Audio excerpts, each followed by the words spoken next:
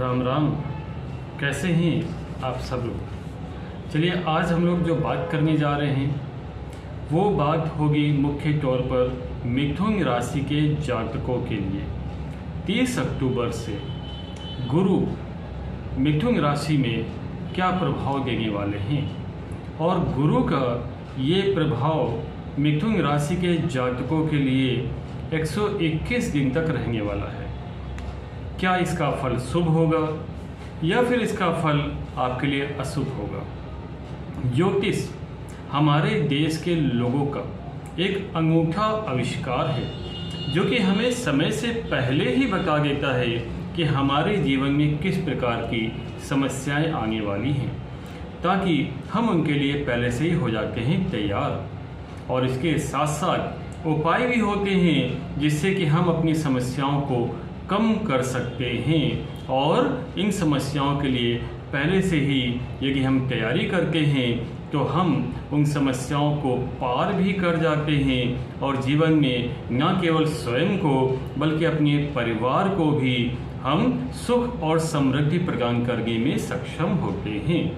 तो मिथुन राशि के जातकों एक बात ध्यान रखनी चाहिए, हमारे शास्त्र क्या कहते हैं। हमारे शास्त्र कहते हैं जैसा विचार वैसा आविष्कार, जाकी रही भावना जैसी प्रभु मूरत देखे तिन तैसी। तो होता क्या है प्रभु, सीधी सी बात है कि आपकी जैसी सोच होगी आपके जीवन में उस वैसी ही परिस्थितियां बनने वाली हैं। तो सबसे पहली बात, बी पॉजिटिव, सोच को रखिए सकारात्मक। गुरु बृहस्पति जो कि देव गुरु हैं वो मिथुन राशि में 16 डिग्री से बलवान हो चुके हैं और 30 अक्टूबर से इनका प्रभाव आपकी राशि में दिखना शुरू हो जाएगा। मिथुन राशि के जातकों, जहां एक और गुरु बृहस्पति के प्रभाव से आपकी आय में वृद्धि होगी, वहीं दूसरी ओर आपको एक से अधिक आय के स्रोत भी प्राप्त होंगे। अब तक अभी भी, बल्कि क्योंकि अभी 30 अक्टूबर नहीं हुआ है, अब तक आपको राहु ने दर्शाया है, आपकी इच्छाओं को नहीं पूरा होने दिया, कमर तोड़ मेहनत आपसे कराई है, भाई बहनों से विवाद कराया है। अब गुरु बृहस्पति, देवताओं के गुरु बृहस्पति आपकी कुंडली में, आपकी राशि में उच्च स्थान पर विराजमान होकर के आपकी इच्छाओं की पूर्ति करने वाले हैं और ये प्रभाव आपको 30 अक्टूबर से ही दिखाई देने लगेगा। भाई बहनों के साथ में आपके संबंध होंगे मधुर। अभी तक राहु ने आपको बहुत परेशान किया, बीमारियां, दुर्घटनाएं, स्वास्थ्य को लेकर के आप काफ़ी चिंतित रहे। इन चिंताओं का होने वाला है अंत, क्योंकि गुरु आपको राजयोग का निर्माण करके, सुंदर योग का निर्माण करके 5वीं, 7वीं और 9वीं दृष्टि से आपकी न केवल आय की वृद्धि करने वाले हैं, आपकी इच्छा की पूर्ति करने वाले हैं, आपके पराक्रम में वृद्धि करने वाले हैं। देवगुरु बृहस्पति अब आपको सफलता प्रदान करने वाले हैं।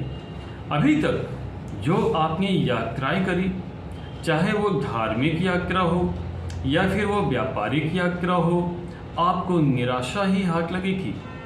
शेयर मार्केट में आपने प्रयास किया, आपको हानि ही हाथ लगी, क्योंकि राहु ने आपको बहुत नचाया, बहुत परेशान किया। पर चिंता की अब बात नहीं है, क्योंकि 30 अक्टूबर से आपके देव गुरु, देवताओं के गुरु बृहस्पति अब आपको फायदा कराने वाले हैं। तो न केवल आपको व्यापार में फायदा होगा, बल्कि अब आपको शेयर मार्केट में भी फायदा होगा। तो गुरु बृहस्पति आपको लाभ ही लाभ कराने वाले हैं। संतान की यदि बात करें तो जिन व्यक्तियों को, जिन जोड़ों को, जिन विवाहिक कपल को अब तक संतान की प्राप्ति नहीं हो पाई। बहुत इलाज कराया परंतु उन्हें संतान की प्राप्ति नहीं हुई। ग्रहों का योग इस प्रकार से परिवर्तित हो रहा है जहाँ पर गुरु आपको इस प्रकार से शुद्ध होकर के संतान योग बना रहे हैं जहाँ पर आपको संतान प्राप्ति के योग बनते हैं। निसंतान दंपतियों को आने वाले समय में होगी संतान की प्राप्ति। यदि आप अभिभावक के रूप में अभी तक संतान को लेकर चिंतित थे, आपकी संतान पढ़ाई पर ध्यान नहीं दे रही थी, अब वो पढ़ाई पर भी ध्यान देगी। संतान के ओर से सभी चिंताएं आपकी होंगी दूर। यश और प्रतिष्ठा में होगी वृद्धि। विद्यार्थियों को शिक्षा में और कंपटीशन के एग्जाम्स में सफलता मिलेगी। जो मिथुन राशि के जातक अब तक रहे हैं अविवाहित परंतु हो चुके हैं विवाह के योग्य, उन्हें विवाह के रिश्ते तय होने की संभावना भी है। यदि किसी का वैवाहिक जीवन मधुर नहीं है और उनके तलाक का केस चल रहा है, उनका भी मामला सुलह हो जाएगा। और पार्टनरशिप में यदि आपको अब तक हानि हुई है तो वहाँ पर भी अब आपको लाभ होना प्रारंभ हो जाएगा। गुरु कहीं न कहीं आपके कर्म के स्वामी है और ये शुद्ध होकर के आपको लाभ प्रदान करेंगे।